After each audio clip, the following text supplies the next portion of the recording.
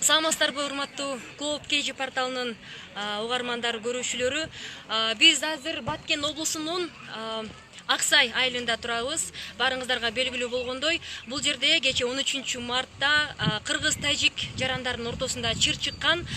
Чек ара кызматы алгач абалды туруктуу деп айтканы менен кече 13 март саат 21:40 карата абал чыңалган бойдон калууда деп айткан болчу. Бүгүн 14 мартта чек ара кызматы дээрлик абал чыңалган абалда деп айткан. Ал эми кече 13 мартта бир жаран көкүрөгүнө ок тийип ооруканага жаткырылып операция болгон болсо, ал эми бүгүн ушул Аксай айылына жакын жайгашкан Көкташ айылында кече болгон. Чыр чакырак айткан, ал эми бүгүн Аксай айылында дагы бир жаранга ок жаңылгандыгын чек ара кызматы маалымдаган. Чек ара кызматынын маалыматына таяна турган болсок, анда Баткен облусунун ушул чыр чыккан, чек ара чыры жаралган аймакта абал дээрлик чыңалган бойдон калууда. Биз дал ошол абалды жеринен чагылдыралы деп сиздер менен байланышып турабыз.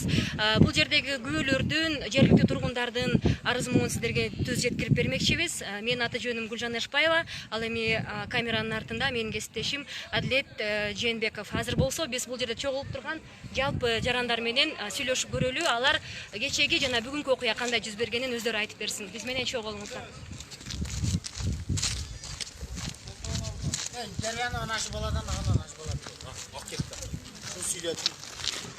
Саламатсызбы? Son söyleyeyim.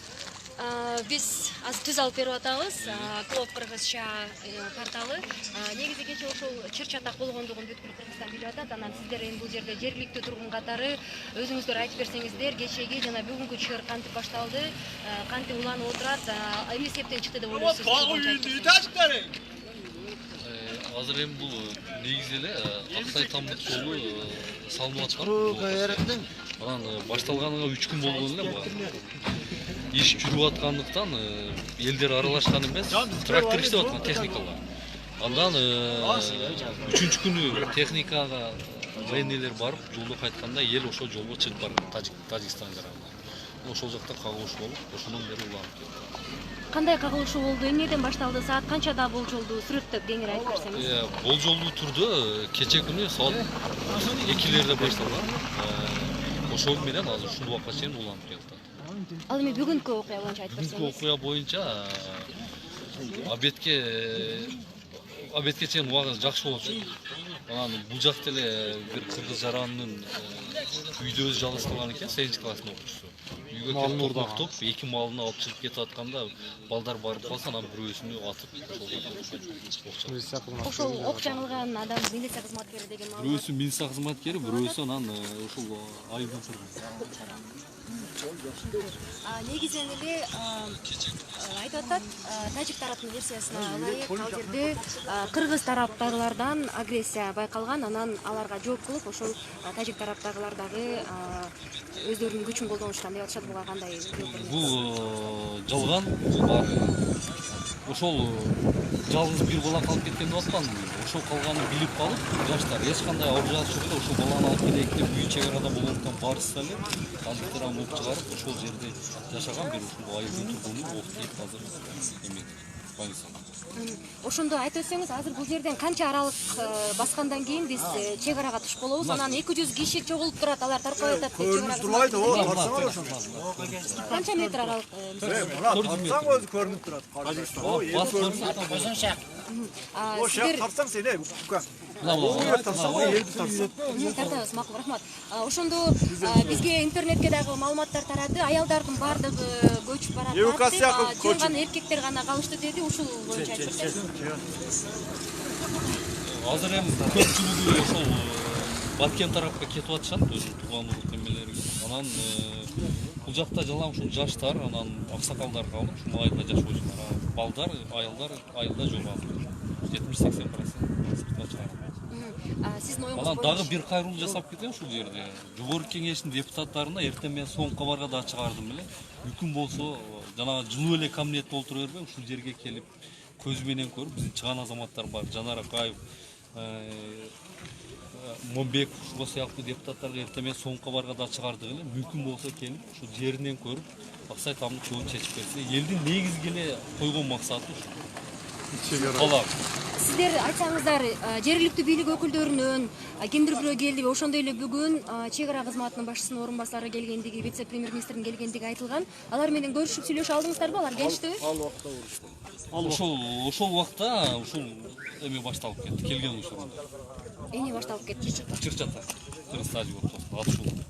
Ошондо баягы бир жаранга жараталды, бир жаран. Бир жара, анан бир милиция ошол кызматкер. Вице премьер-министр негизи эле жергиликтүү бийлик өкүлдөрү менен сүйлөштүңүздөр да сиздер. Ошол сүйлөшүү жүрүп аткан учурда бул жакта ошондой башталамаган болчу. Сүйлөшүүнүн жыйынтыктары кандай болуп атат? Кандай аракеттерди көрүп атасыздар негизи сиздер? Себеби чек ара кызматы билдирип атат, ошол эки тараптан тең чогулган 200гө жакын жалпы адам чек ара чыр болгон жерден таркабай турат деп атат да. Сиздер эмне менен сүйлөштүңүздөр алар менен? Биз сүйлөшкөн негизги эле талап ушул Аксай жаранына негизги талап ошол жол болду. Аксай тамдык жолу акырына чейин чыгат, анан бул жакта жолдор чабылат. Негизги мына жаштардын талабы ошол. Анда биз Тор демейт ол. Жеткен вакытта сынашты. Азыр эми мүмкүн болсо барып көрсөңөр болот ошол жерине. Канча жыл турат, кандай болот. рахмат чоң. Анда биз бул жакта аксакалдар бар болчу, аксакалдар менен да сүйлөшүп көрөлү. Мен ошол учурда айта кетейин. Чек ара кызматы маалымат берген, бул чырдын чыгышына Көкташ Аксай Талдык унаа жолунун курулушу себеп болду деп айткан.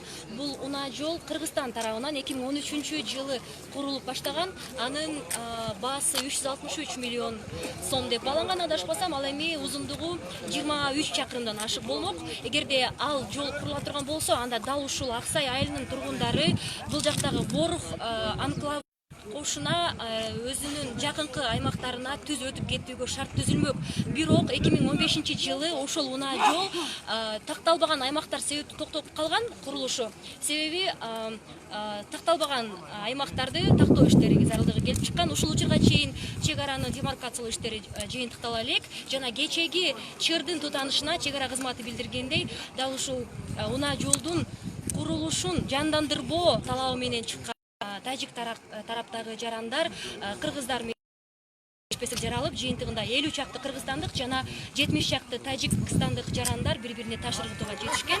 Жана ошондон улам жаралган чыр ушул учурга чейин уланып келатат. Албетте чек ара кызматы абалды бирдей туруктуу, бирдей бир аз чыңалган деп баалап атат. Азыр биз бул жакта отурган аксакалдар менен сүйлөшүп көрөлү. Алар дагы айта турган сөздөрү бар болсо керек. Алар окуяны кандай болушат?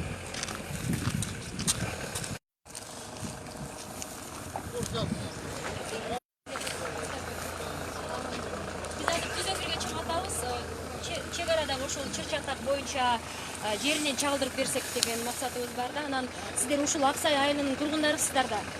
Ушул жердеги болгон окуяны, өзүңүздөрдүн көзүңүздөр менен көргөн окуяны айтып берсеңиздер, чыр эмнеден келип чыгып атат?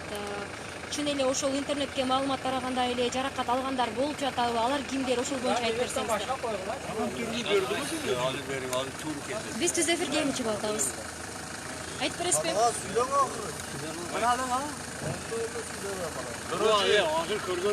Короче, мындай болду инилер. Бу жерде погромдун балдары солдаттар турат деди границада. Солдаттар жок экен.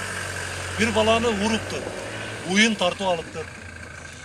Анан уюн тартып алгандан кийин бизге кабар келди, жаш балакайды уруп таштады, мектеп окуучусун деп. Барсак чын эле уруп салыптыр. Коркуп келип бетте бардык эсенби бардык ал баланы көрдү. Анан уюн алып кирип кеткен. Биз ошол баланы ажыратып калайык деп барсак, бизди алар мылтык менен атты. Эч кандай погран жок экен, биздин солдаттар жок эле. Бизди булар алдаган, ошол жерде границада солдаттар турат деп. Биздин чек ара кызматкерлери бизди алдады.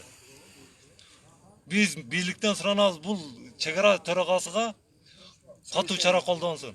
Элди алдагандыгы үчүн. Анан билбейбиз, могу Жеңиш Парпиевич келиши менен ушул палекет башталды. Міне бул сүйлөшүп кылдыларбы, кантип кылдылар? Ушуну токтосундар. Жеңиш Парпиевди каттык суракка алып ушуну токтосундар. Биздин айтарыбыз ушу. Кечеги бүгүнкү чыр кечеги чыр тиякта тракторубуз барса, ал тракторду ремонт кылган. Чек арачылар менен биздин жарандардан келатса, жолдо тосуп алып, ортого алып уруп салган. Машинаны майдалаган. Кимдер? Тажиктер. Ошол жердин жашаган тажиктер биздин территорияга чыгып алган. Анан ошонун аркасынан ташып да болду, уруш болду. келсек бул жакта башталды. Бул жакта уруш болду. Бүгүнкү окуя тууралуу айтып берсеңиз, себеби интернетте ошол жана чек ара кызматы дагы тастыктады. Бүгүн бир жаран жаракаты менен ооруканага жеткирилди деп ошол. Эки жаран. Бири милиция, бири гражданский. Гражданский тажик менен чектешип үйдө жашайт эле, үйүнөн чыкса атыптыр. Үйүнүн эшигинин алдында турганда аткан. Анан милиция бала бияка бизди коргогону барса, ошо милиция баланы аттыр. Бутуга тийиптир, анан гражданскийдин колуна тийиптир. А сиздер өз көзүңүздөр менен эмнелерге күбө болдуңуздар? Бизди атты. Мына менин алдыма ок тийди. Ушу мына ал экөөбүз турат элек. Ушундай жерге ок тийди. Крышанын ичиде экен. Крышаны карасам от чыкты крышанан.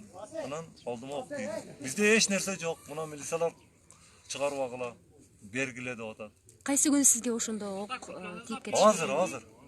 Саат канчаларда? 1 саат, 2 саат. 2 саат болду. Мен точно билбейм, 1 саат, 2 саат. Сиздер ошол жака барган элеңиздер. Ошо жаш баланы куткарып калат деп барган. Барсак чек ара кызматкерлери жок экен. Бизге баарыбыз ошол жерде позицияда жатат деген. Эч ким жок экен. Бул айылда болжолдуу канча тургун төтөн жашайт? 2000 ады киши жашайбы? 2,5 миң. Erkek ayal, bala Интернетте айтып атышат, ошол машинага өздөрүнүн жүктөрүн көтөрүп, жүктөп көчүп кетип атышат деп. Жана сиздердин үй бүлөңүздөр азыр үйлөрүндөбү же алар да көчүп кетиштеби бул жака? Жок, жаш балдар кетти, кара картан аялдар биз кетпейбиз, биз ушул жерде турганбыз, өлсөк ушул жерде өлөбүз деп турат. Жаш балдар ketdi. Эми жаш балдар, балакайлар чыгып кетти. Bola. Кетти баардыгы. Сиз ошол кайрылууңузду жергиликтүү бийлик өкүлдөрү келгенде айттыңызбы? Кимдер менен жолуктуңуздар? Вице-премьер Кимге айтайық, кимге? Ушу чечмеген Парпиевке айтайық. Elbette kürket kaldı Parkirke.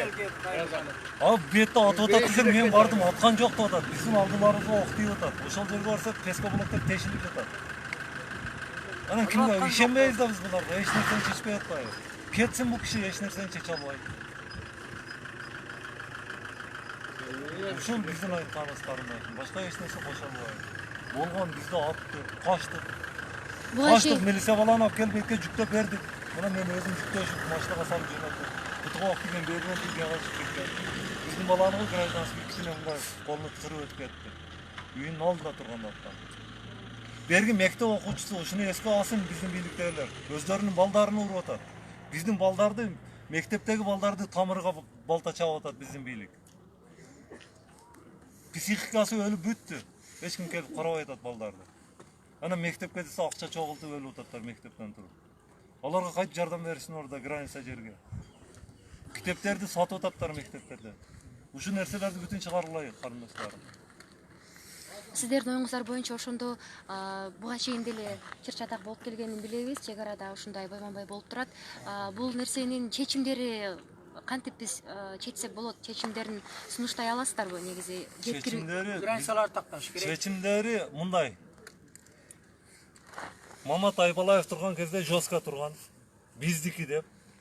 Ушундай жестко туруп, эч аркага кадам таштаган эмес. Биз азыркы мына бийликтегидей чечилген бүт. Ошол кишинин позициясыга болгон.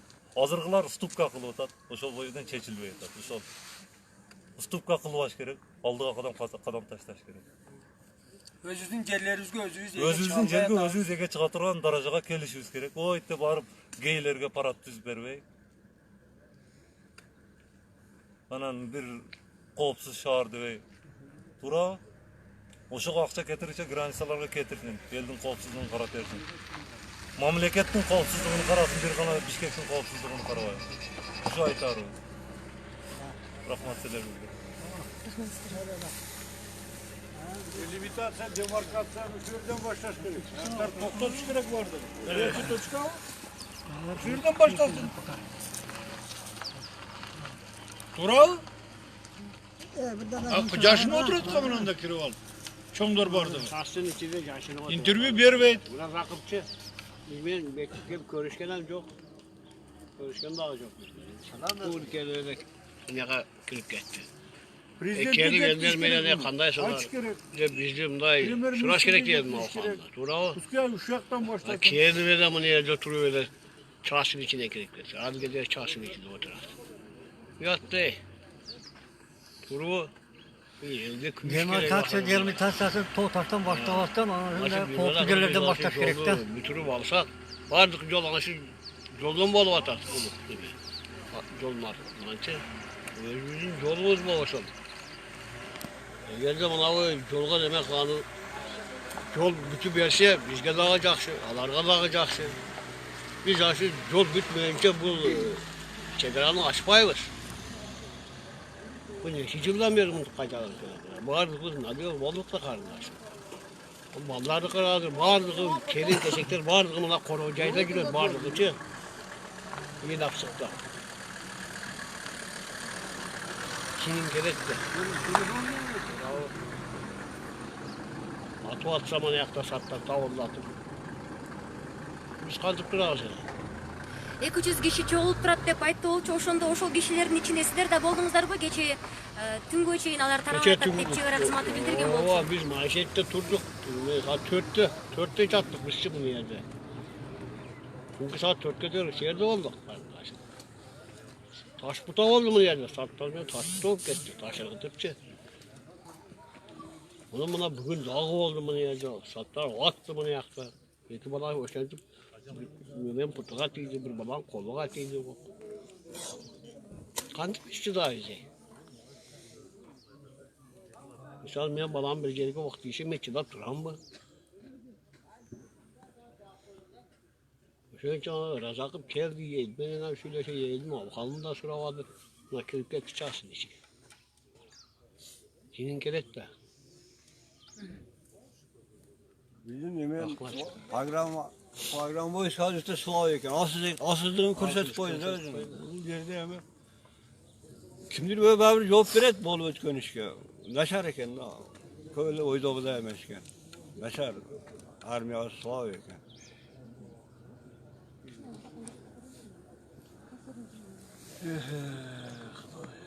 Bir adam okku uçsa prezident uktavaş gerek he.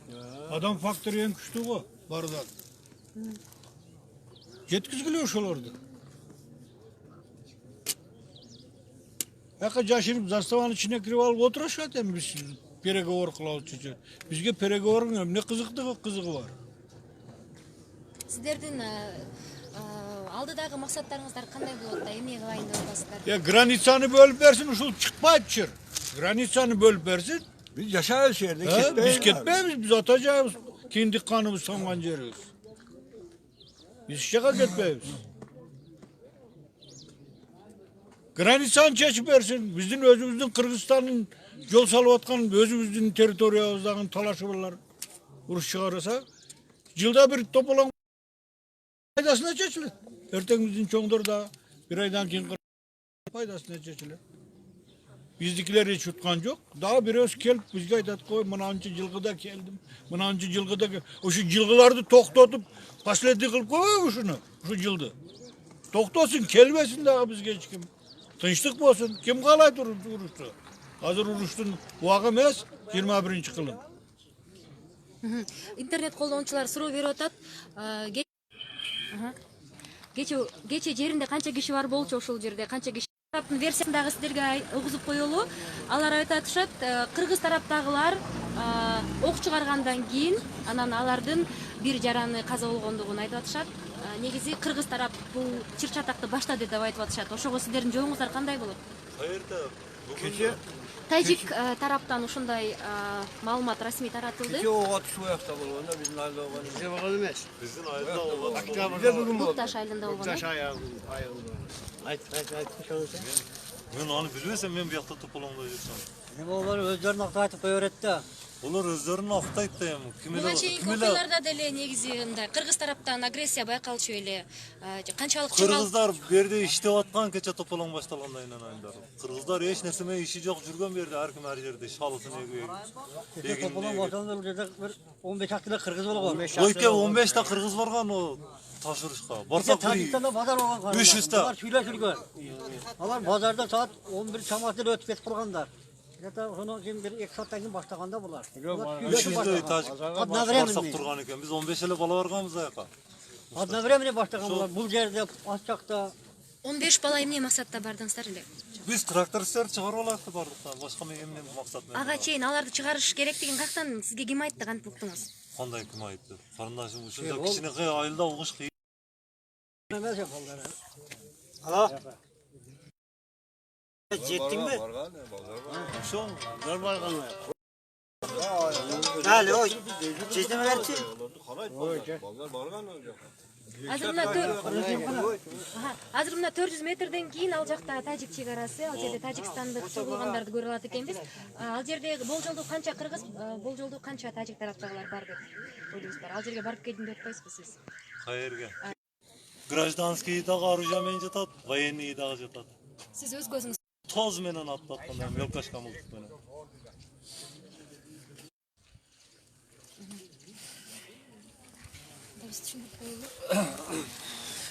азыр бул жерде Аксай айылындагы негизи Борбору деп койсок болот экен, ушул жерде турабыз. Ал эми бул жерде чек ара заставасы турат. Ал эми бул чек ара заставасынан бул жерде жолдон улам түз бара турган болсок 400 метрден кийин ал жакта тажик жарандары, кыргыз жарандары чогулган жер деп айтышты. Биз ошол жерге барган аракет кылып көрөбүз. Албетте анда бир аз басып ал жердеги күч түзүмдөрүнүн саны канча экендигин жана ал жерде алар саат канчадан бери, канча убакыттан бери тургандыгын көрсөтүүгө аракет кылабыз.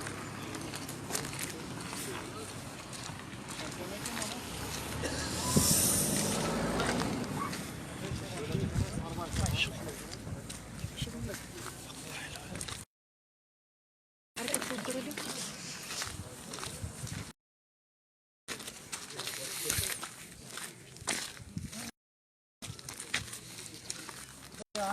Где фарфит пак?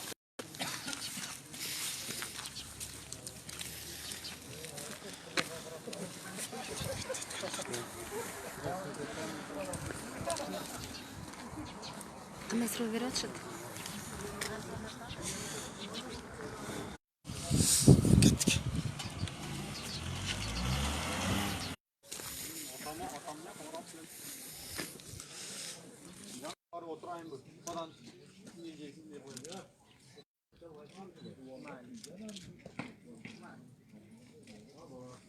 Абайларга дейт. Кыймылдатпаган аракет кылабыз. Мынаны комментер ала аласызбы? Мынаны комментер ала аласызбы?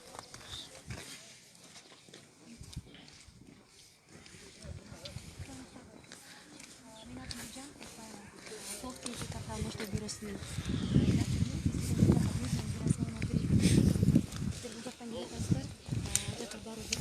бизге тургундар айтышты. Сиздер өзүңүздөр анда ал жактагы окуядан ал жакта канча азыр сиздердин кызматкерлер бар, ошону айтасыздарбы? Кызматта эмеспиз. Аха.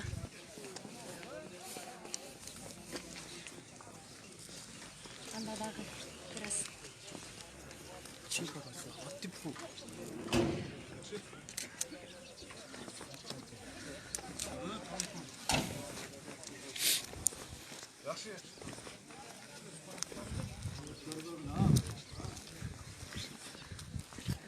саламатсыздарбы? Бизде азыр интернетте түзөтүп кетип жатабыз. Сиздер бул жерде канча убакыттан бери отурасыздар? Gece ona şuna oldu. Gece haberinde ben otururuz. Kaçıp borarız. Эмне үчүн качып атасыздар? Эмне болду? Oturduk da kaçıp. Ошол нерсени биз азыр түзөтүп алып берип атабыз да. Айтып берсеңиз, Bizde kaçıplar свободный oturduk da bizdekiler jaralar olup ketti iki tas. Biri öldü, ne oldu bilmeysin. Ona Kırgızlarda даже границаға қойған емес та военныйлерді. Мына жерделер мына біздікілерді байлап жүрген ұлтығы бар. Кімде жоқ. Шол приказ бермейді. Мына көріп отырсыңдар, ешкімден оружиясы жоқ. Военныйға бермейді приказы. Оқырсаң атып түседі азы мына граница қойса. Точно атып түседі. Азы мен şu отқан жерден қашып келдім. Аз бір ауамды атташады, границаға алып кетіп бәткенге. Сиз качып келдим деп атасыз. Ошол жердеги окуяны бир аз айтып берсеңиз, элестете алуу үчүн. Ал жерге канча саат, канчаларда болжолдуу бардыңыз? Эмне үчүн бардыңыз эле? 2 saat мурун мен икам Моаз малдары качып чыгыптыр дем жолго. Жолго качып чыкканда кайтарып кирем деп көчөгө чыкканда жаш бала 8-чи класс бала. Onu 3-4 tas tutуп урган жол. Нейтральный зонада. Урганда качып түштү. Биз барганда кайтып бизде атып жүргөндү да. Ошол эле. Сиз ал жерге военныйлар эми бар ода. Сиз ал жерге барганда тажик тараптан жана кыргыз тараптан болжолдуу канча күч түзүм кишилерин көрдүңүз? Канча тургундар бар эле, жай тургундар? Сиздин болжолуңуз? Көп, 70-80 адам бар эле. бир үйдө, бир эле огородто ушунча адам. Оружие менен бир 2-3 бар эле. Тамда жатып алып, позицияда жатып атып. Алар тажик тараптагыларбы же кыргыз тарап? Тажик тарап. Кыргыз тарапта оружие жок вообще. Оружие жок, нөл. Мына военныйлар жүрбөй жөнүндө. Мындай жыгаш тасып болгондой эле модага чыккан кыздардай болуп жүрөт.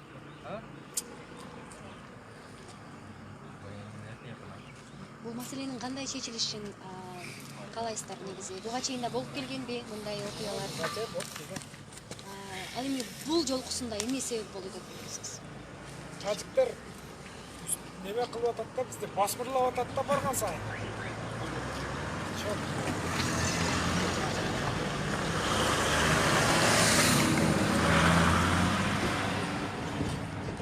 Биз азыр канча метр баскандан кийин? 200. 200 метр. Ал жака жөн эле басып барса деле аткылашабы мисалы же? Азыр эми атпайт. Азыр токтоду. Түшүнүктүү. Бүгүн ошол кайрадан абалдын чыңалып кетишине эмне себеп болду? Себеби кечээ түнү бир аз 200 киши топтолуп тургандыгын айтышкан чек ара кызматы. Ал эми бүгүн Азыр түштү. Малдарны, ошо мен врачкамын малдарын көчөгө айдап чыкканда, көчөгө качып чыкканда мал эми кайтарып кирем дегенде, ошо малдарын да Тажикстанга айдап кирип кетти да, жок да азыр. Малдарын алып кирип, өзүнү уруп, биз аркасынан барганыбызда бизди атып, ишенбесеңер барып ошо үйдү мындай камерага тартсаңар болот да, мындай айнектер сынган, ок кирген. Астыда жатат. Ал үй кайсы жерде? О, мына границада, мына өдөдө. Ал жака барсак болот, э? Болот, бемалал барсаңар. Түшүнүктүү. Бизде бизде аялдардын көбүнчө көчүп кеткендигин айтып атышат, балдарын көчүрүп кетти деп, эркектер гана калды деп. Сиздин үй бүлөңүз бул жерде эле айыл деле калдыбы же көчүп? Айыл деле. Бул жолду сиздин балким кошуналарыңыздан көчүп кеткендер болдубу? Болуп атат, азыр кетип атат. Тынбай кетип атат. Түшүнүктүү. Рахмат чоң.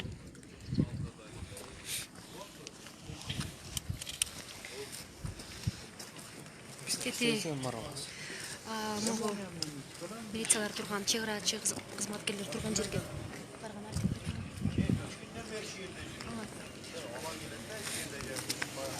азыр тете жерде көчүш түзүмдөр турат, ошолордон интервью алган аракет кылып көрөбүз.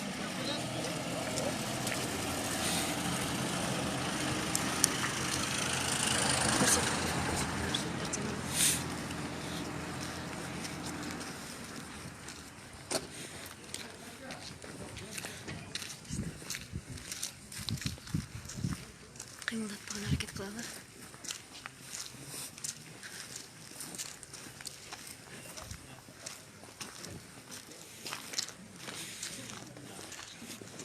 Мына интервью аласызбы?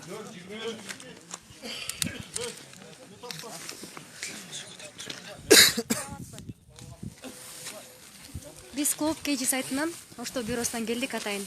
Бул жердеги абалды жеринен чагылдыралы дегенбиз. Комментарий берип койсоңуздар болот. Авалды чакырганда тиешелүү адамдар бар. Азыр бизге порученный участкага задание койду, ошол заданияны карабыз. Кандай задание коюлду? Ешкандай задание жок. Эме кылып, уруксат алгыла киргиле. Мен сага не компетентный кабар бердим. Ал негизи бул жерде канча адам? Кимден аласыз? Интервью алсак болот. Бул жерде абал жөнүндө айтып берип коюңуз, канча киши тургандыгын.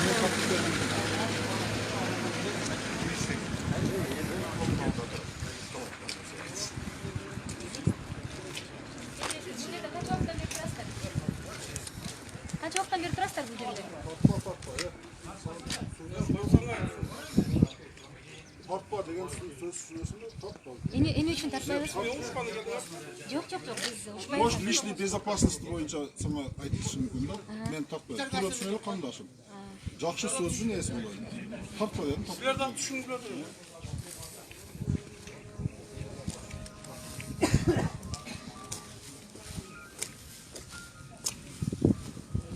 Азыр биз чек ара заставасына киргени аракет кылып көрсөк окшойт.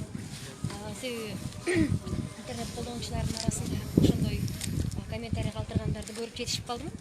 Айрым комментарийлерден бетти көрө албай атабыз. Бирок сиздердин сурооңуздар болсо жаза бериңиздер. Биз жооп алып берген аракет кылалы. Азыр биз ал жерден кайтууга мажбур болдук. Албетте кайсы бир органдын кызматкерлери өздөрүнүн милдеттерин жасап жатышат. Анда азыр биз балким чек ара кызматына аракет кылып көрсөк деп ойлоп отурам. Комендант отурат дейт, билдириш деген ким экен? Ооба, азыр сүйлөшүп көрөлү. Кандай дейсиз? Буларданбы? Чек арачылардан эмне үчүн? Эмне үчүн чек арачылардан толук чыкпайт деп айтып атасыз? Tinchele. Ana shu glавный barga. İşleri alayla çıtasın. Sizler memleket çıkarasınlar, Kur'an'da kattalar dep de. Түз эфирде көрүп атышат азыр сизди. Арыз муңуңуздарды уккан келдик. Айта берсеңиздер жакшы болот дегит. Ana kreslolu ketip kalam dep prikaz berбей oturgandарды alayla taşasa жакшы болот эле да. Мындай нормальный, достойный адамдар кесе. Азыр бул жерде суроо болуп атат. Канча көч түзүм кызматкерлери турат деп болжолду бул жерде биз албетте унаанын аркасын көрө алган жокпуз. Бирок 30 чакты жалпы чек арачы жана укук коргоочу кызматкерлер чогулуп турушат. Жок да мен алдыга барып. Андан аркы жакка басып бара алган жокпуз. Ал жакта балким дагы көбүрөөк укук коргоочулар, чек арачылар турган болушу мүмкүн.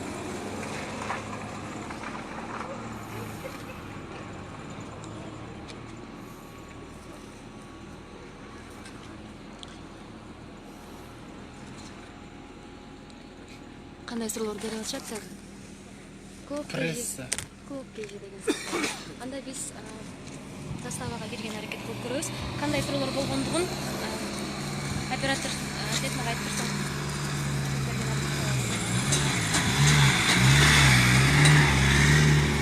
Бул жолду жакшы тарсаң. Биз баягы интервью алып, аксакалдар менен сүйлөшкөн жер ошол жер. Биз ошол жерден тети милиция кызматкерлери турган жерге чейин басып бардык.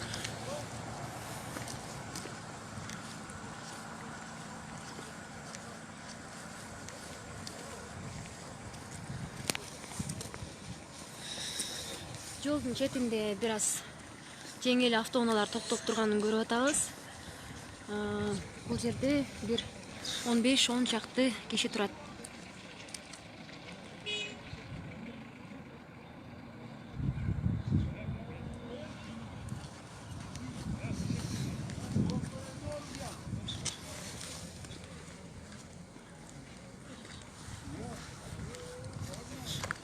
Бул жолду ошондо бул жерде жалпы бир 30-20 чакты адам турат.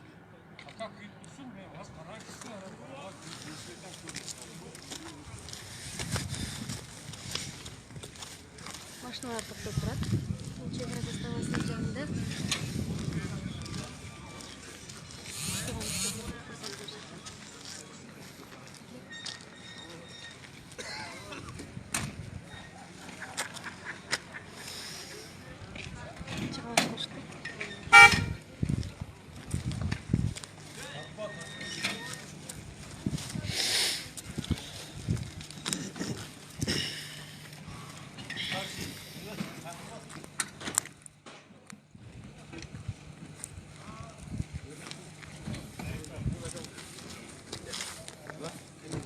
Комендант жоқ дейт.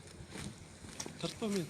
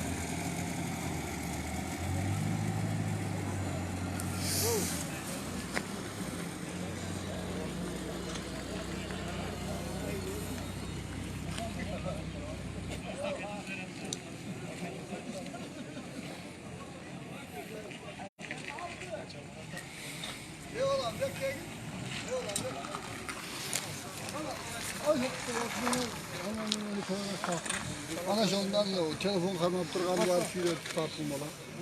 Bana can telefon öyle şon tart. Keling ağa.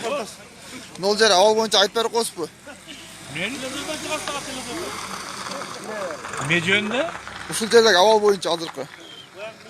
Авал өтө оор болуп атат була. Көрүп атасыңар. Мына бир милиция, бир карапайым адам жарадар болду. Эч бир чоңдордон бир неме жок. Жардам жок. Мына эл мына ушинтип турабыз да эми. Башка неме эми дейм. Sen суроо бер, мен жооп берейин балам. Kızı çağırın kızı. Ama авал турат, аял бала чакалар кетти. Жок, Баткенге кетти. Оякта токтотту, ол чоңдор келип токтотту. Азыр Жеңиш Разаков чакырып маслихат кылдык. Неме Баткенге элчи неме кылат, şu жерде тамак аш уюштурат, o жерге барып күнөттө чечилип жерде турат деди. Айтар барды жолдон. Менин Көкташ менен кетти да.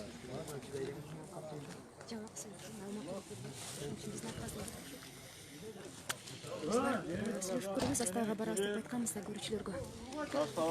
Бирок ал жерден айттык да. Сырттайбыз бара. Giriyorlar mümkün mesleği.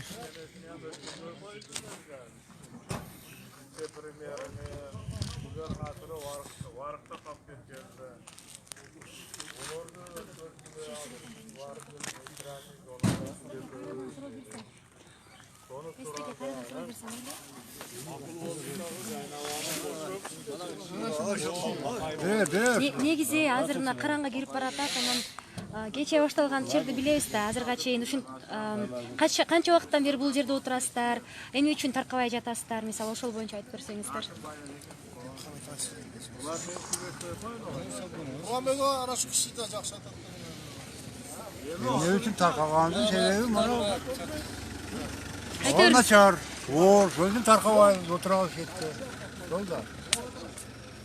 Кече күнү канчада таркадыңыздар? Бүгүн канчада Кече чогулдуңуздар? күнү жаштар ошол жерде таркатты. Тараган эмес. Бүгүн да ошол эртеңден кечеги сутка бойдон жерде жүрөт көп. Барып үйдөн чай ичип берип атат. Ошол.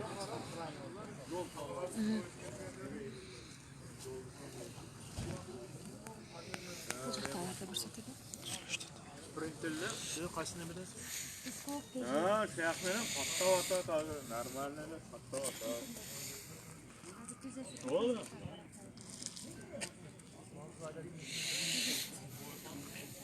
Эми кет.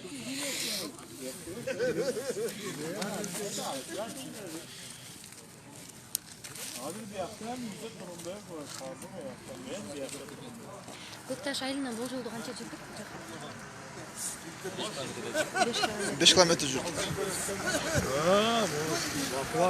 Бул жактан машина менен баратышат. Балдары менен сен көрсөтө албай калдың окшойт камера менен. Бул машинанын ичинде үй бүлөсү менен бараткандай тур калтырды.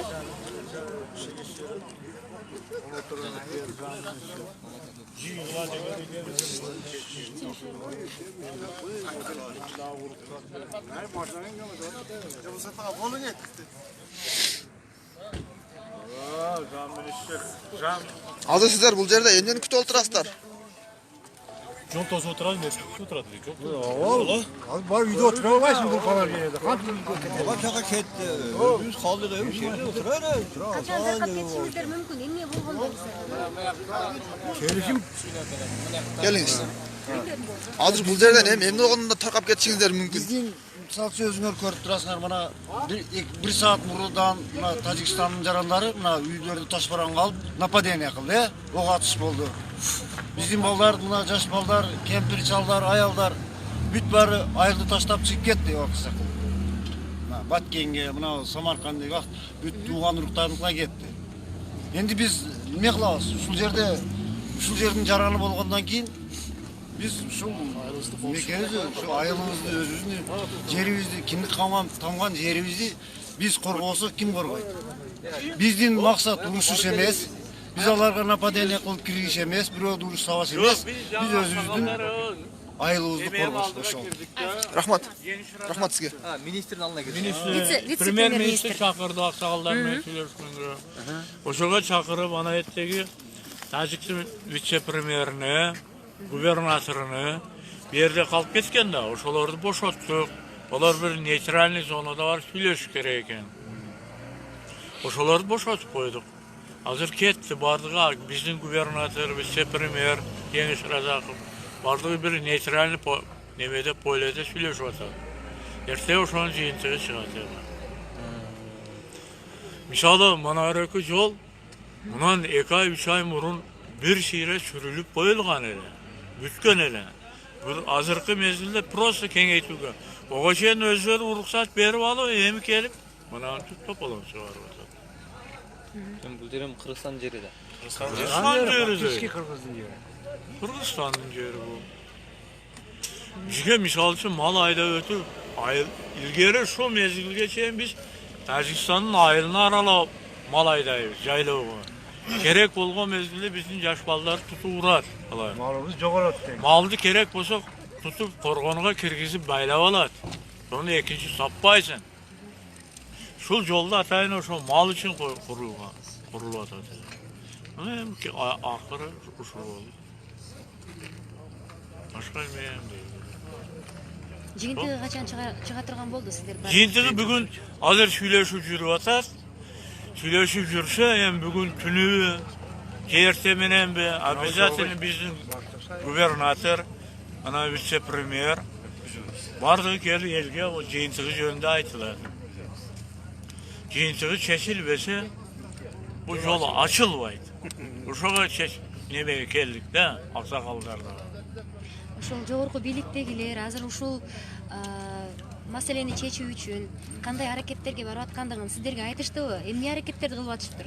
Мисалы үчүн кызым, вице-премьер-министр Жеңиш Разаков мынан бир канча жыл мурун 19 жыл ушул жерде иштеп кеткен адам.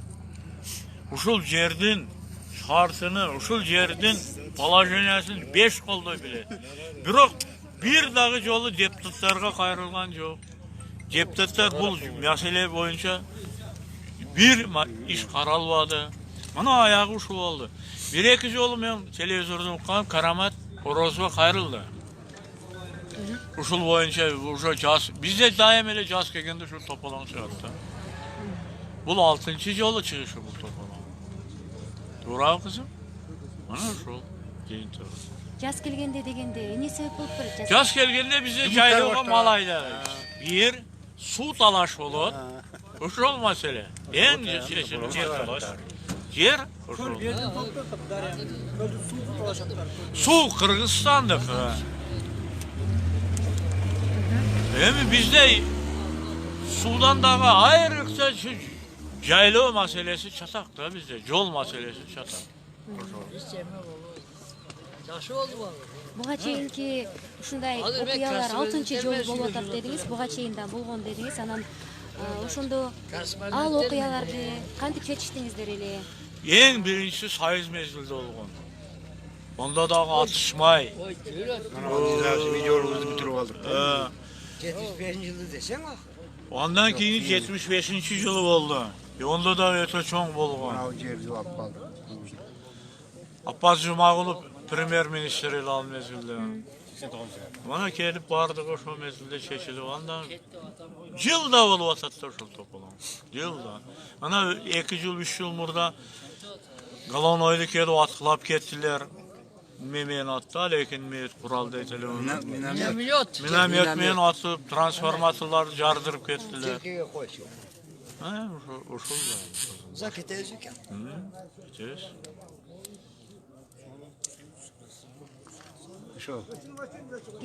Кечеги мурда кечеги жана бүгүнкү окуяларда сиздер ушул чек ара заставага келип, же болбосо чек арачылар менен сүйлөшкөн аракет кылып көрдүңүздөрбү? Алар сиздерге эмне деп жатышты? Жок, биз бул жөнүндө сүйлөшкөнүбүз да жок. Туурусын айтыш керек. Бул жол башталганга 1 жума болду. 1 жумага чейин Тажиктин бири да чыккан жок. Нормальный иш жүрүп атты. Бирок булар азыр наркы анарекö жакөрүк менен бардыгы сүйлөшүп туруп бир мезгилде тополоң чыгара койдулар да. Ого чейин бардыгы силчеле болгон. Уюшулду. Ого чейин эч бир дагы тажиктин жараны чыккан жок. Жөн эле жол салып оңдоп эле. Кече гана эле өздөрү уюшула калды. Бир мезгилде эки жерге чыгып кетти да. Kettik endi jür. Болду. Жөр. Тарамасын.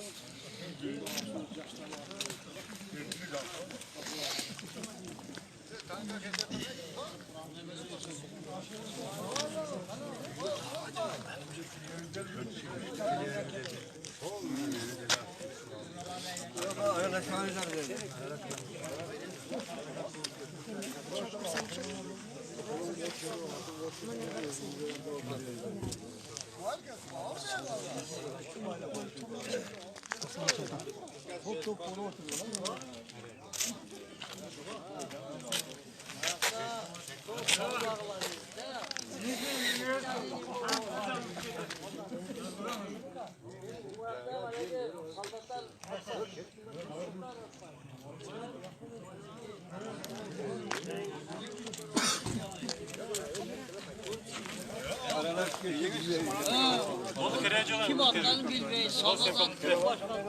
Semka bitti. Buladın ne mesele şu baldan. Semka bitti. Tatmayla koyalım. Ha, şu her bir nerseni tuğru düşürüz gerek baldan. Biz misal için şu bazı parsağım 40 bin geldi.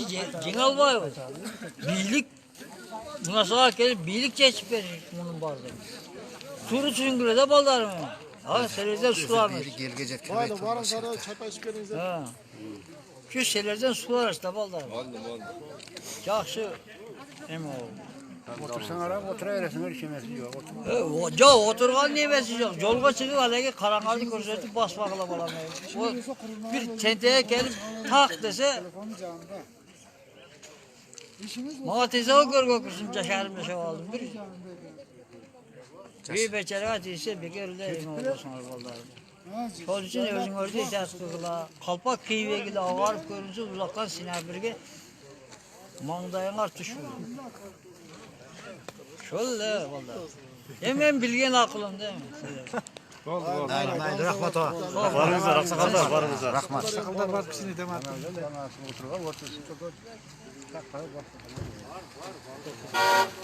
Şimdi yüzüğü ayrı.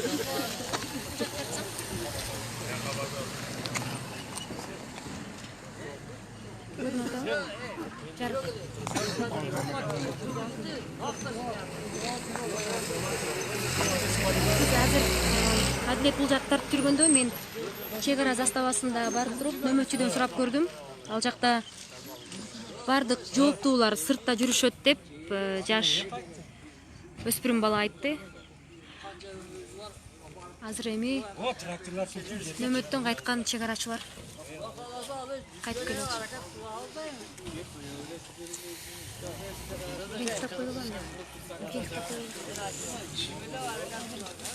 Урматтуу Клоп KG порталынын көрүүчүлөрү, биз азыр ошол Аксай айылындагы чек арага жакын аймактан жеринен түшүндүрүп айтып берген аракет кылдык. Пресс аркылуу бери жылбасын.